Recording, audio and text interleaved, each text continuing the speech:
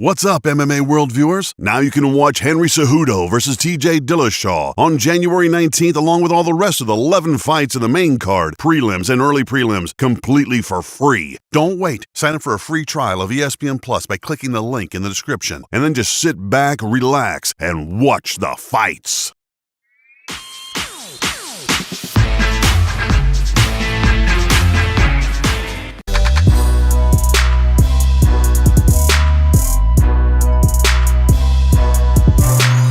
For those of you that haven't seen it, let me bring this bad boy in.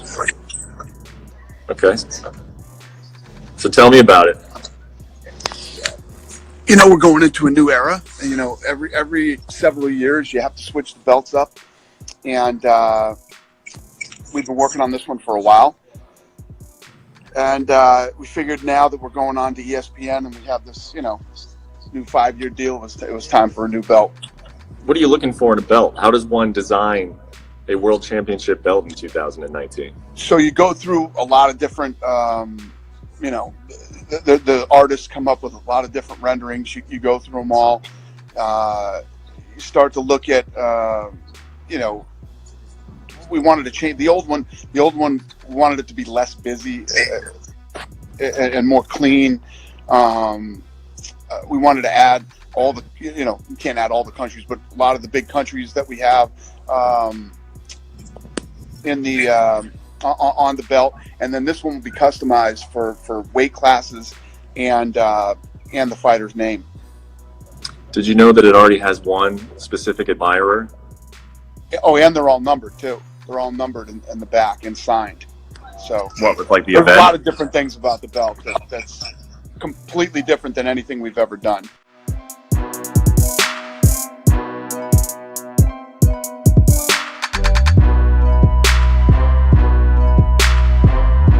They're talking about coming down and killing the flyweight division Saturday night. We plan on bringing TJ Dillashaw and Bang Muay Thai system to the ground. So yeah, I look across. I respect him. I know he's got some of the, you know, he knows how to detect patterns. I know he knows how to game plan as well. So it is a challenge to go up against him. You know, he is the greatest bantamweight of all time. He was the coach of the year when he was at Team Alpha Male. So yes, I'm very competitive, and I would love to have that victory over him ever since they got that gift when Benavidez supposedly beat Cejudo, you know, a couple of years ago at the Tough finale.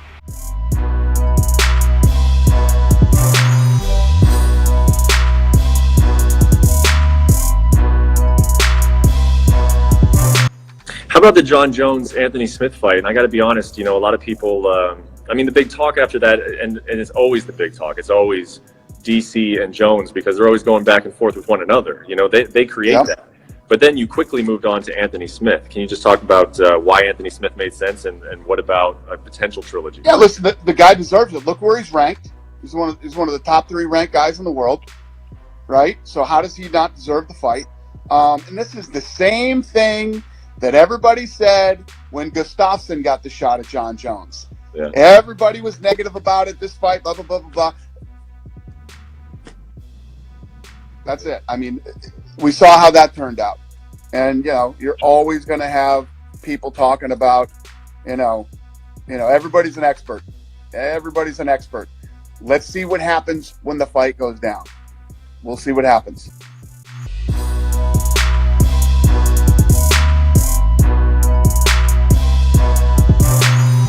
I think it's a pretty easy win for Tyron. You know, Usman's a good wrestler who uses his wrestling a lot. That's like, you know, I think if you look at the RDA fight, it's why was Usman and RDA, if they fight a kickboxing match, it probably looks different. But because RDA has to constantly worry about the takedown, now Usman's striking looks better. Well, Tyron doesn't have to have that same worry. He's got such good hips. Even if you get into Tyron, that's just a part of the battle, and then you got to deal with his hips. So I think Tyron doesn't work too much of a takedown. I think he hits with a lot more power. I think he hits a lot more accurate. I think he has more diverse striking. So I think he's got a bunch of advantages on his feet. I think he's going to touch old Marty up a little bit.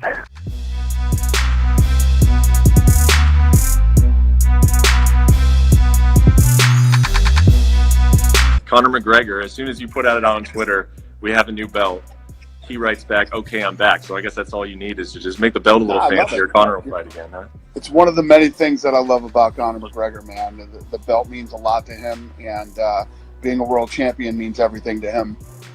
You think it still does? You think it still does mean everything to him? Oh, 100%. 100%. Yeah. Because Stephen A. was talking to me, and he's like, is Conor still that guy that really wants to be a champion, or do you think he's lost some of his focus or lost some of his drive? And I said, yeah, maybe he's lost a little bit of it, and maybe a belt wouldn't mean as much to him as just, picking whatever fights he wants. But you think being a champion still means something to him? No, I disagree.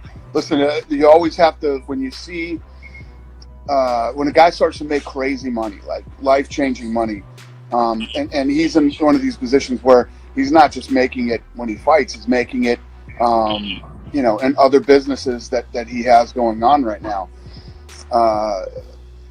You find out what people are about, how passionate they are about what they do when the money comes.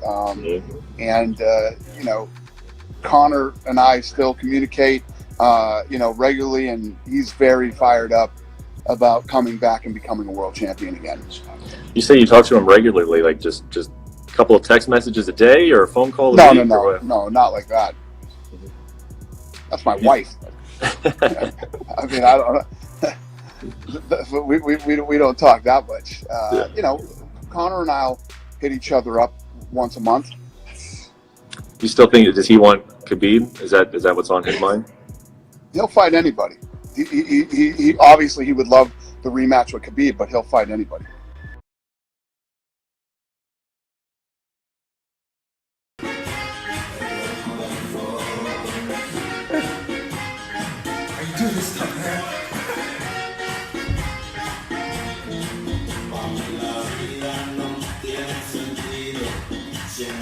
Go and kill the people.